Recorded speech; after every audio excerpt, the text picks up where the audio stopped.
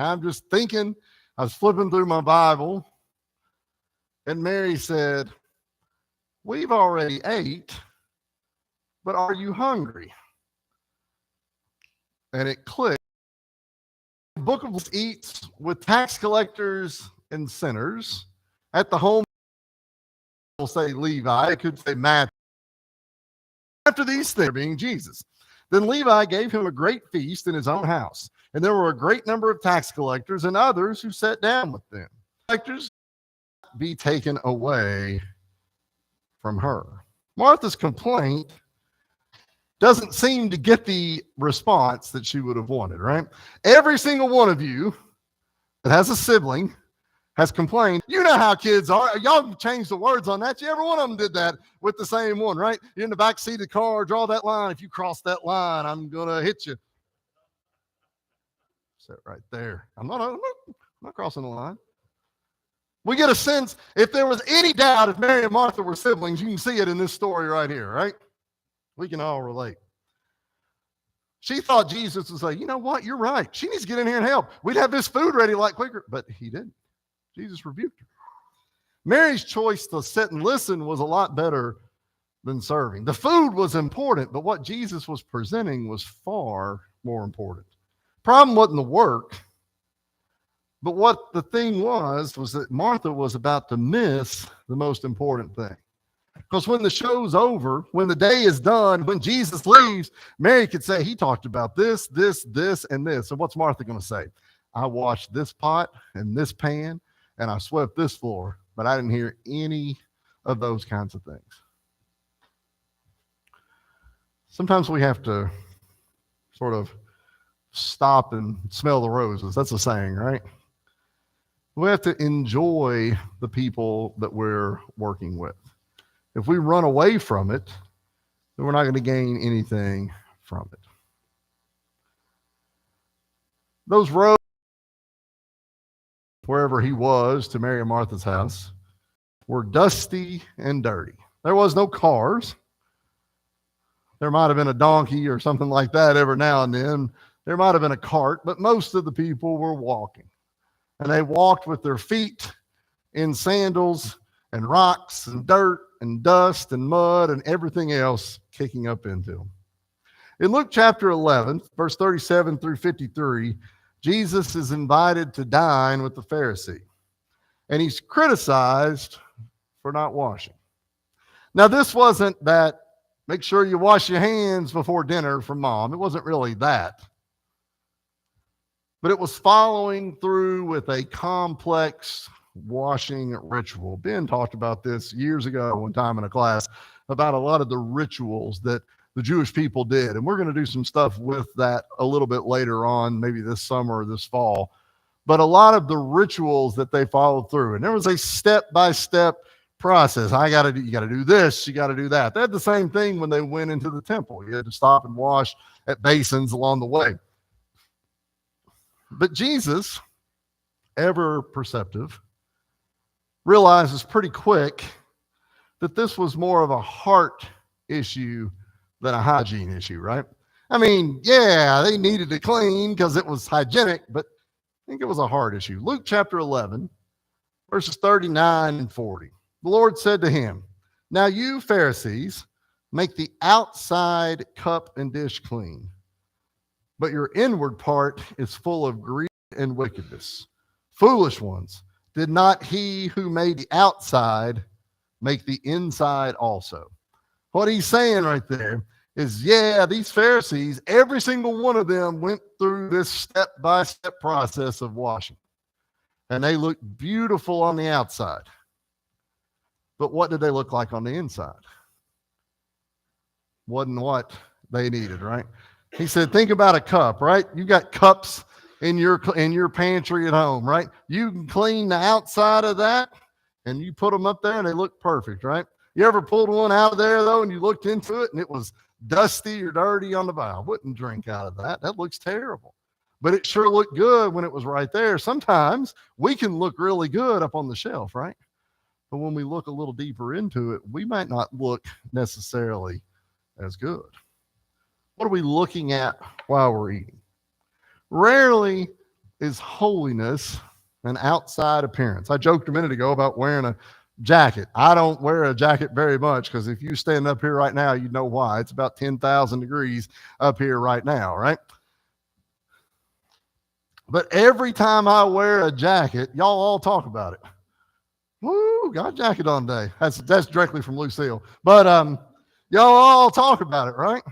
It's like y'all think I'm probably a little bit better because I put the coat on. Like, well, he really means it today, right? We can think about that sometimes, right? Is that not true? Well, I don't know if I can believe this guy. He's got a golf shirt on, but this guy with the suit and tie, that's pretty official. Sometimes we can make those judgments based on what we look like on the outside. You ever heard somebody in a suit and tie lie to you? You ever heard somebody in shorts and t-shirts tell you the honest truth? Absolutely. Jesus said it was far more important what was on the inside than what was on the outside. Wash our heart first and save the feet and hands for later. Luke chapter 19, verses 1 through 10. Jesus entered and passed through Jericho. Now behold, there was a man named Zacchaeus who was a chief tax collector, and he was rich. And he sought to see who Jesus was, but could not because of the crowd, for he was of short stature. So he ran ahead and climbed up into a sycamore tree to see him, for he was going to pass that way. And when Jesus came to the place, he looked up, saw him, and said, Zacchaeus, make haste and come down, for today I must stay at your house. So he made haste and came down and received him joyfully. But when they saw it, they all complained, saying, he has gone to be a guest with a man who is a sinner. Then Zacchaeus stood and said to the Lord, look, Lord, I give half of my goods to the poor. And if I have taken anything from anyone by false accusation, I restore fourfold. Jesus said to him, today salvation has come to this house, because he also is a son of Abraham. For the Son of Man has come to seek and to save that which is lost. Zacchaeus was a similar man as Matthew was in our previous reading. They were tax collectors. And he was curious about Jesus, but he only expected to observe him from afar. Jesus is probably not coming to see Zacchaeus, and Zacchaeus is kind of short, and so just go up in the tree. I can see him walk by. You know, people do that today with stars and heroes that they might see. Maybe if I could just see him, that'll be good. But maybe the notice was an even bigger deal because he was a tax collector. I think it would be fair to call Zacchaeus a sinner, but just as fair as it would be that woman that we talked about a minute ago, or Matthew, or me, or you.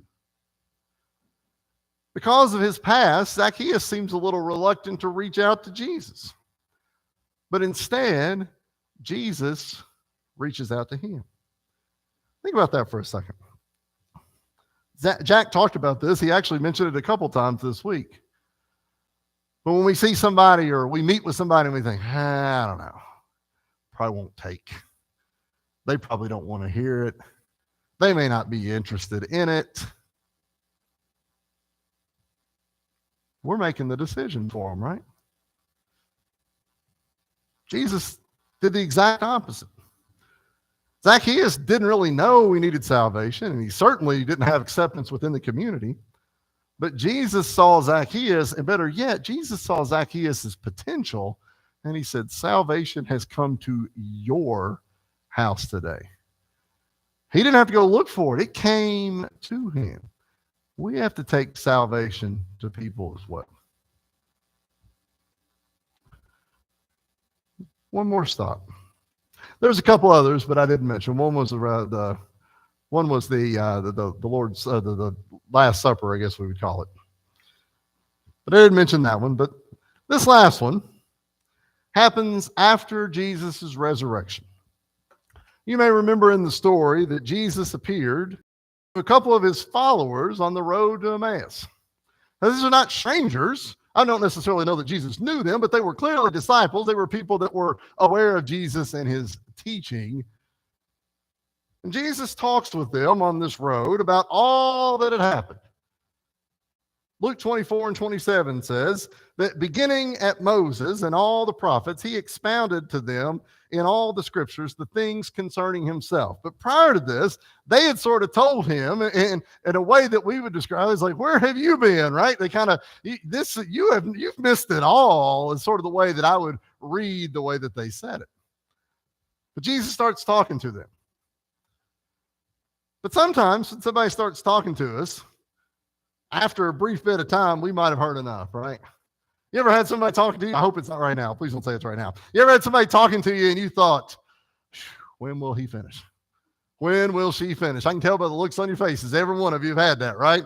Is he still talking, right? Would it be bad if I shut the door right now? You know, what would a heart attack really feel like right now? You know, all those kinds of things, right?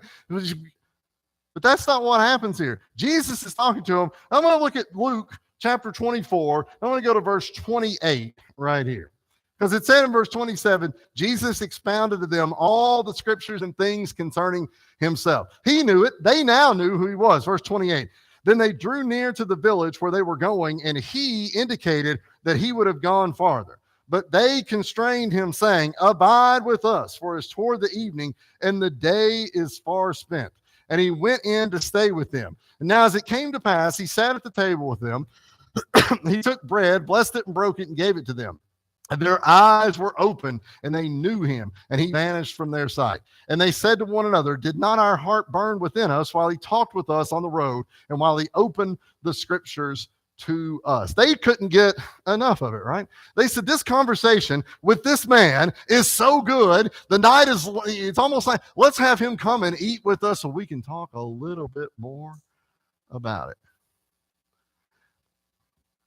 There are times when we are finished hearing people talk. But there are times when we need to hear a little bit more. These men needed to hear a little bit more. Eventually, their eyes were opened. It took a bit, but when they realized it, they realized what had happened. They realized who they had been with. You know, I think it's interesting that Jesus doesn't come up to the people on the road to Emmaus, that these men, these disciples, he doesn't come up to them and say, hey, I'm Jesus. Ever heard of me? He didn't say that, right? He sort of joins in with them and hears what they're talking about, takes in their story. You could say, I guess, he engaged in conversation with them. As they go along, he lays out a few morsels of information. And finally, I guess we could say you reeled them in, maybe, right? Is that the right word to use? Throughout the book of Luke, Jesus teaches around the table. Jesus teaches with food involved. His example is one of invitations to friends, but also to enemies, to wealthy and also poor, to the high-ranking people and to lowest sinners, and everywhere in between. Salvation is needed for all of us. But Jesus' teaching is food for the soul. And we should be filled scripturally with that. But we can go a long way toward filling by filling them physically as well. It's our opportunity to talk about Jesus. I wrote this down as the starting question, but I think I want to write it down and use it as the ending question. Who do you most prefer to eat with? For some of us, it might be family. For a while at work, it was 3 of my really close friends, but 2 of them are no longer working there. But people that we like to spend time with is who we need to eat with. Well, people that we like to spend time with is who we need to provide spiritual food with as well. But we can't make that judgment from the start and say yes or no. There's plenty of seats at the table. We just need to make sure people are invited to it. If there's anything that we can do for you, any way that we can help you, as we always do, we invite you to come. Stand while we sing. Stranger at the door.